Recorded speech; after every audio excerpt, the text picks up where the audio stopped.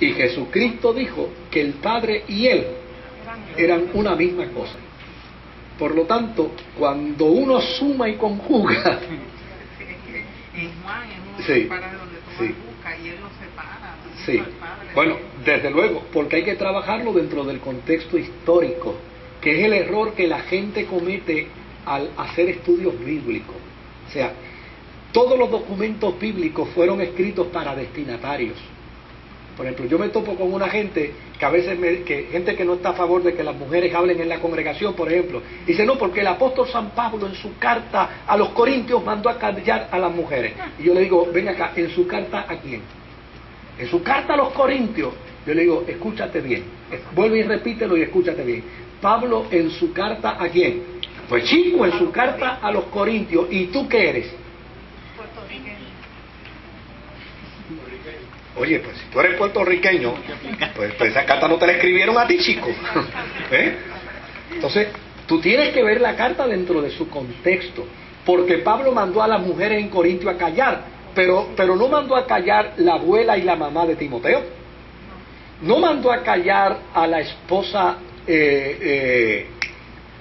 a la esposa de Aquila. A la esposa de Aquila, a Priscila, no la mandó a callar, todo lo contrario, a ella le llamó colaboradora, que quiere decir igual a mí en el ministerio. De hecho, en su carta Pablo mandó a decir, inclusive en Cristo ya no existe hombre y mujer. ¿Ves? Entonces, cada pasaje bíblico hay que verlo dentro del contexto histórico en el que se escribió. Cuando uno ve a Juan está tratando dentro de su documento de convencer al mundo griego de que Cristo es precisamente no el resultado de las profecías de Israel, sino que Cristo es el resultado precisamente de los planteamientos filosóficos antiguos, como de Platón. Cristo es precisamente aquel de quien Platón hablaba, el mundo de la sombra, el mundo de lo que no se puede alcanzar, el mundo de lo que es perfecto. Pues para Juan, Cristo es precisamente eso que Platón llamaba lo perfecto. Entonces, hay que verlo dentro del contexto histórico. El gran problema que se tiene a la hora de argumentar teológicamente hablando es precisamente el que mucha gente lee el texto bíblico y cuando lee el texto bíblico lo literaliza. Nadie puede literalizar un texto bíblico porque las Sagradas Escrituras tienen una metodología de interpretación que se llama hermenéutica. ¿Y qué quiere decir la hermenéutica? La hermenéutica es precisamente la destreza que desarrolla el teólogo para poder interpretar el texto bíblico de manera correcta. ¿Cómo lo hace? Pues primero tiene que preguntarse, ¿quién escribió el texto? Número 2, ¿cuándo lo escribió? Número 3, ¿por qué lo escribió? Número 4, ¿qué circunstancia había cuando el texto se escribió? ¿Ve? Ahora, desde luego, la relevancia del texto siempre existe, porque cada texto de las Escrituras tiene algo que decirnos a nosotros. Inclusive ese que dice que la mujer calle en la congregación, porque si en una congregación hay una mujer que da problemas, pues se le puede aplicar el texto, cállese la boca que está dando problemas. Pero desde luego, si un hombre está dando problemas, se le puede, pues cállese la boca porque está dando problemas. ¿Ve? Ahora, pero nadie puede utilizar el texto para interpretarlo a mansalva, literalmente. Eso en griego se llama eisegesis, que es forzar al texto a decir lo que el texto no dice. Por ejemplo, yo hice un comentario el domingo, dame un segundito para que no se me olvide, yo hice un comentario el domingo de las 10 vírgenes, de la parábola de las 10 vírgenes. Y yo mencioné que ese comentario a veces a mí me crea preocupación en algunos predicadores, porque algunos predicadores dicen que las 10 vírgenes es la representación de la iglesia, donde en la iglesia siempre hay 5 fatuos y 5 prudentes. Y yo, cuando escucho eso, obviamente yo digo, espérate, ¿qué está diciendo este? Primero ya está creando una división dentro de la iglesia, porque está diciendo que unos son fatuos y otros son prudentes. Y digo, ay santo Dios, ya dividió la iglesia, y a uno le está diciendo fatuo y a otro le está diciendo prudente.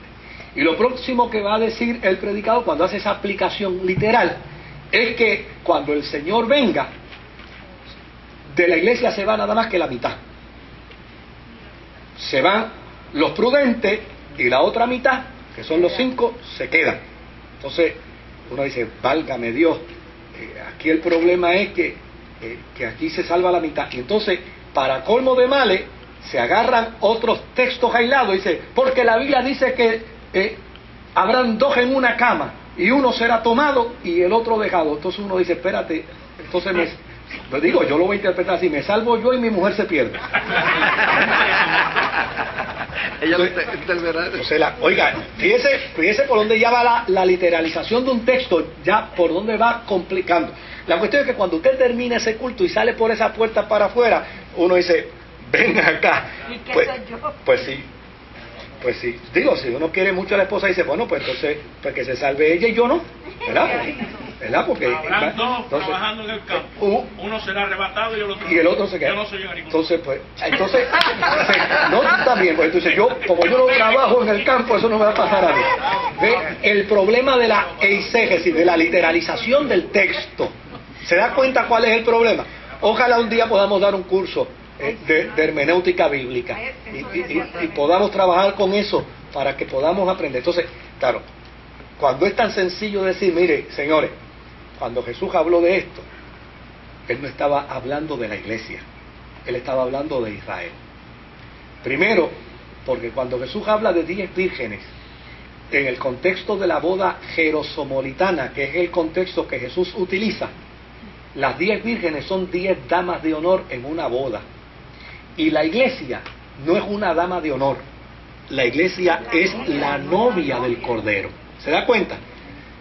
Dice, oye, pues entonces no puede ser. Ahora, cuando uno lo trabaja dentro del contexto, mire qué extraordinario. Jesús le está diciendo a Israel, dentro de ustedes hay prudentes y hay fatuos.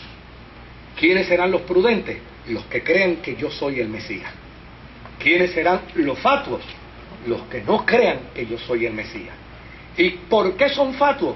Porque se les acabó el aceite de la esperanza y se les acabó el aceite de las profecías mesiánicas, porque de mí habló Abraham, de mí habló Isaac, de mí hablaron los antiguos profetas. A ustedes se les acabó ese aceite, y como se les acabó ese aceite, ya sencillamente ya no tienen el vínculo de ¿qué? Del conocimiento profético.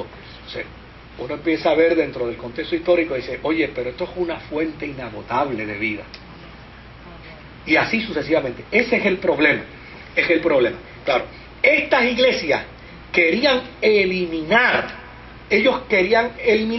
precisamente ese concepto dogmático de interpretación bíblica que se da y que a la larga se convierte en algo más importante que la fe misma. Como por ejemplo, en los procesos dogmáticos donde una persona se convierte a Jesucristo, pero finalmente no es verdadero cristiano hasta que no habla lengua. O no es verdadero cristiano hasta que no le sale el pelo original de la raíz. ¿Verdad? Mientras tanto va desarrollando y creciendo, pero mientras no le sale el pelo original de la raíz, ¿verdad? Pues no es verdadero cristiano. Ese concepto era el que las colonias no querían establecer. Ellos querían establecer un movimiento distinto. Claro, estos unitarios, como se querían desvincular de todo pensamiento teológico, dijeron, mira, ¿qué nos puede dividir a nosotros? El concepto de la Trinidad. Pues se acabó, nosotros simplemente hablamos de Jesucristo. Usaban el término de Pablo, de su carta a los Corintios, de ahora en adelante me propongo no hablar de otra cosa, sino de ¿quién? De Jesucristo. Por eso son unitarios. solamente de Jesucristo. Ahora, no. Jesus Only, ¿no es? Ese es el movimiento de los Jesus. De hecho, de ahí se desprendió el movimiento de los Jesus Only. ¿Por qué se desprende de ahí? Porque el movimiento de los Jesus Only viene de un señor que era pentecostal llamado William Marion Branham. Y ese señor, claro, como era pentecostal, no podía ser unitario porque los unitarios no son carismáticos. ¿Ve? Pero sí él creía en lo que los unitarios postulaban. Entonces, desde luego, crean un movimiento carismático, pero con una doctrina unitaria. Pero por el otro lado estaban también el movimiento universal. El movimiento universal que no era calvinista, que era el movimiento que enseñaba que todos los seres humanos tienen derecho a la salvación y que la salvación no es un acto prejuiciado de Dios, sino que es un acto de gracia para todos los hombres, porque así como en Adán todos mueren, en Cristo todos son resucitados o vivificados.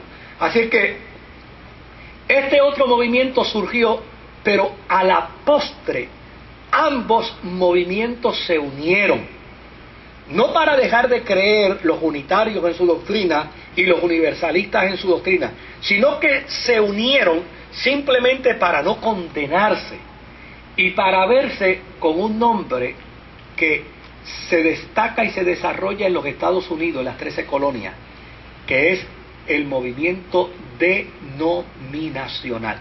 Observe bien, ahora afine el oído. Cuando yo, pentecostal, me encuentro con un hermano, ¿verdad?, que habla de Cristo como yo hablo de Cristo, lo próximo que yo le pregunto a ese hermano es: hermano, ¿de qué denominación es usted? ¿Se da cuenta? Fíjese que ese es mi planteamiento. Mi planteamiento no es otro. ¿De qué denominación es usted? Pues esa concepción de denominación se desarrolla en medio de las 13 colonias, porque en Europa el calvinista era calvinista y el calvinista creía que esa era la única iglesia salva. Los arminianos eran arminianos y los arminianos creían que ellos eran los únicos que se iban a salvar, y los católicos ni se diga, eran católicos y entendían que ellos eran los únicos que se iban a salvar. Pero acá en las 13 colonias el lenguaje cambió y ese concepto denominación empezó a utilizarse precisamente como resultado de estas nuevas corrientes de más tolerancia, de un pensamiento religioso más racional, más ponderado, de mayor tolerancia, etcétera, etcétera. Así que el cristianismo de las 13 colonias se puede definir como una mezcla de un romanticismo cristiano. ¿Y por qué un romanticismo cristiano? Porque es un cristianismo que no condena, es un cristianismo que se respeta. Fíjese hasta dónde trascendió ese movimiento cristiano, que cada denominación podía tener su sede, cada denominación podía tener su presidente o su obispo o su supervisor, pero a la misma vez todas esas denominaciones se podían juntar y crear un secretariado bajo una sombrilla fraternal. Un ejemplo de eso en Puerto Rico: los metodistas tienen su obispo, los presbiterianos tienen su pastor general, los bautistas tienen su pastor general, pero estas iglesias históricas se reúnen también fraternalmente bajo un concilio que se llama el Concilio Evangélico de Puerto Rico. ¿Ves? Y cuando ellos hablan del Concilio Evangélico de Puerto Rico, de lo que están hablando es precisamente de un movimiento fraternal donde ellos se encuentran, interactúan, no se censuran, no se condenan, creen de manera distinta, porque ya necesariamente un bautista no es calvinista, digo, si es del norte. Un bautista no es calvinista si es del norte, pero si es del sur es calvinista. Pero ¿qué sucede? Un bautista se encuentra con un presbiteriano bajo la sombrilla del Concilio Evangélico de Puerto Rico. Inclusive tienen una institución académica que es el Seminario Evangélico, donde usted entra al salón y el que está a su lado puede ser bautista,